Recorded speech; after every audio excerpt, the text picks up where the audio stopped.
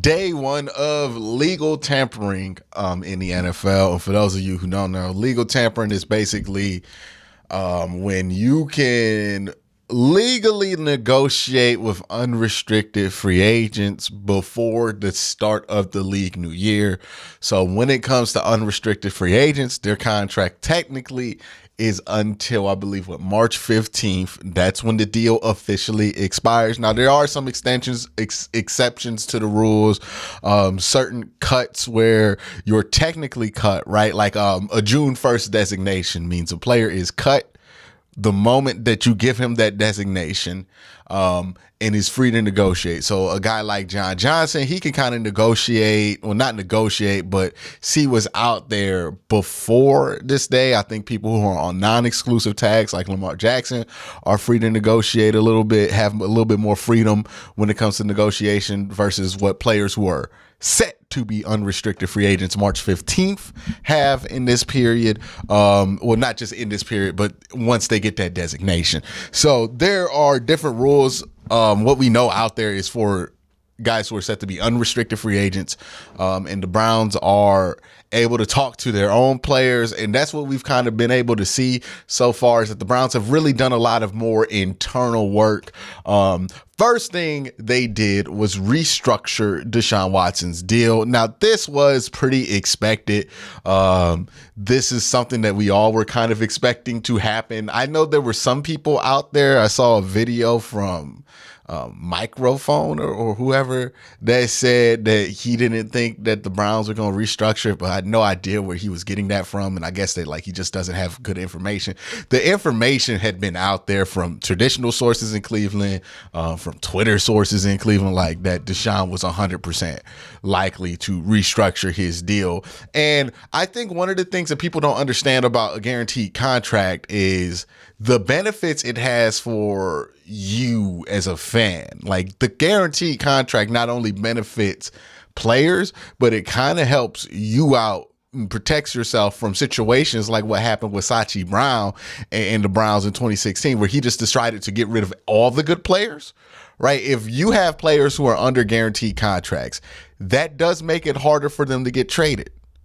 But it also makes it harder for them to get traded. So that means that, hey, DeShaun Watson cannot randomly decide in this contract that he wants to get traded and he's going to get traded, because it's not going to make sense. We think that players request to get traded and they just get traded and that's it. Like, they got all the control. But in reality, players only get trade requests fulfilled when it makes sense for the team. And when the Browns set to at best eat $180 million in dead cap for trading DeShaun Watson, it will never make sense to trade him. So not only does that give DeShaun Watson the guarantee that he's going to be the quarterback here and not be messed with for the next 5 years, it gives you, the fan, the guarantee that nobody's going to mess around and get him traded, or he's not going to request to be traded. You have as much as a guarantee that he's going to be here for the next 5 years as he does. Right? So you don't have to worry if you go buy a DeShaun Watson jersey, for whatever reason you would want to do that.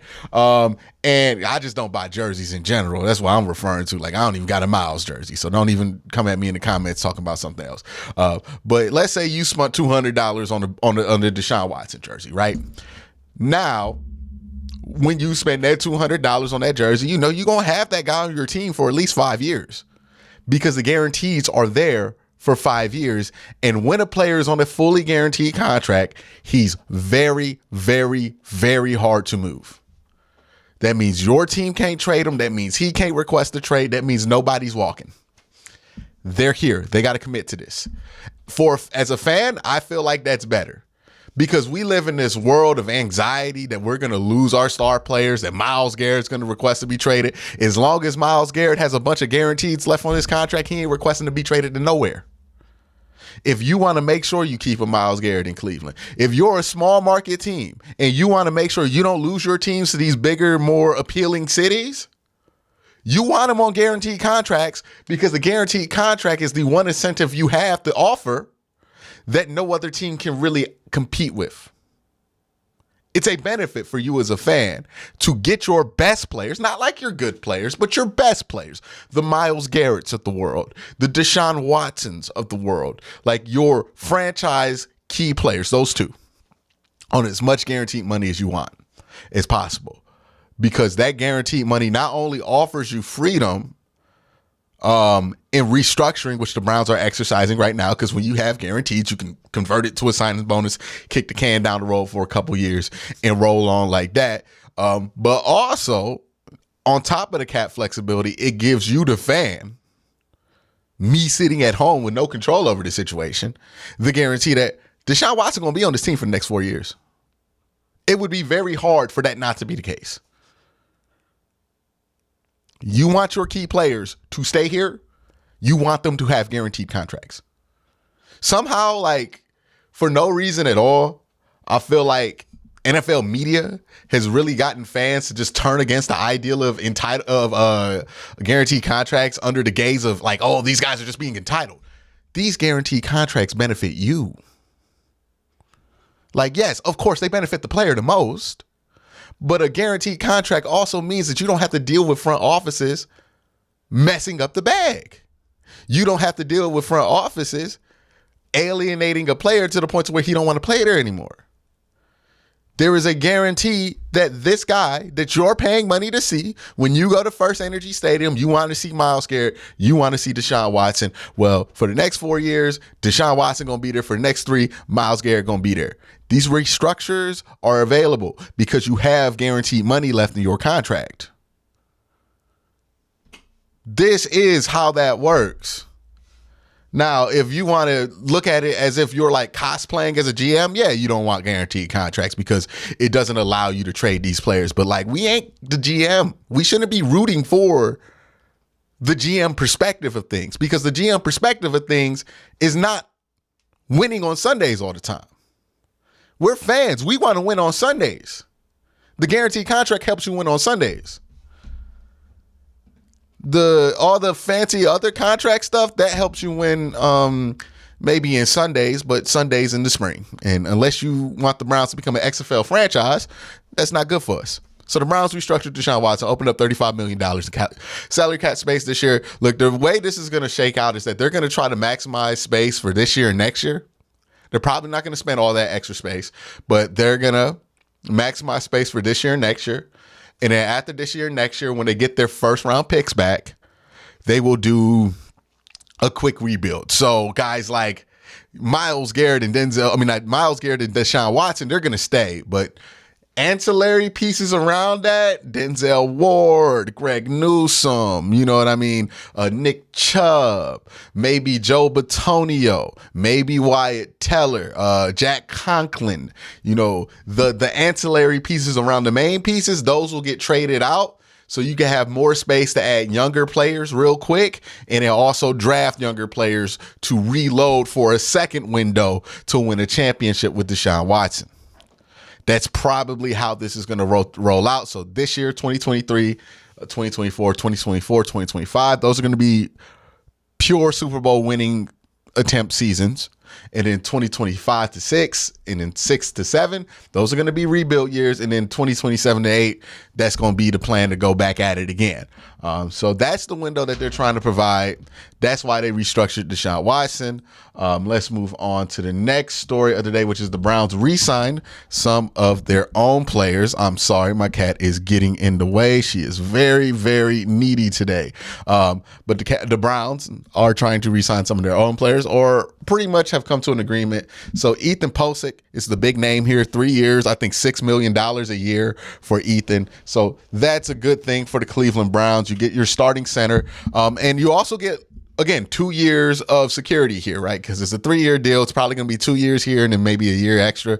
But 2 years here, you're going to be able to have Ethan on the roster. You know you're going to have a starting center at $6 million a year. You're not going to have to worry about if Nick Harris can come back and play well. You can get him under value and really, really, really be able to push forward from the offensive line perspective.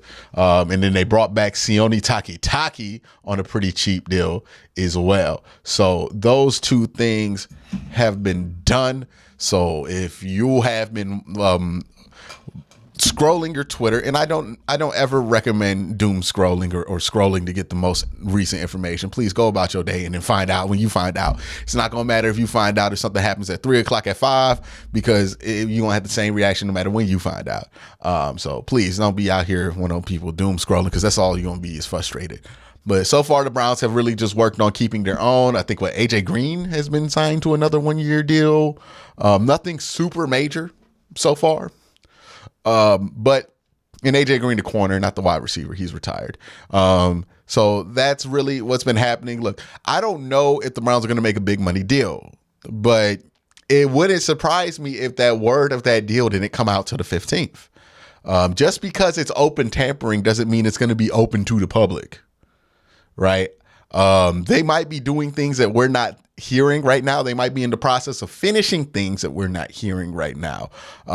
So again, this period where it's open tampering doesn't mean that, like, hey, just because it's open tampering, we're going to know everything that's going on. It's the first day of it. Some big name players have gone off. What Javon Hargrave is now San Francisco. There's been some moves with quarterbacks and everything else, but the Browns have not made like a big external move. We'll see if they do. But as of right now, they've kept Ethan, they've kept AJ Green, and they've kept, I can't believe it. What's his name? Sione Taki. Yeah, I can't believe I forgot his name. But that's who the Browns have been working on. They also restructured DeShaun Watson's deal to open up more money. We'll see what happens here. The Browns are in an interesting situation when it comes to free agency. But that's it for right now. I'll let you know if anything else happens, but keep it locked here. Make sure you subscribe. And thank you for watching. Have a great day. Have a good night.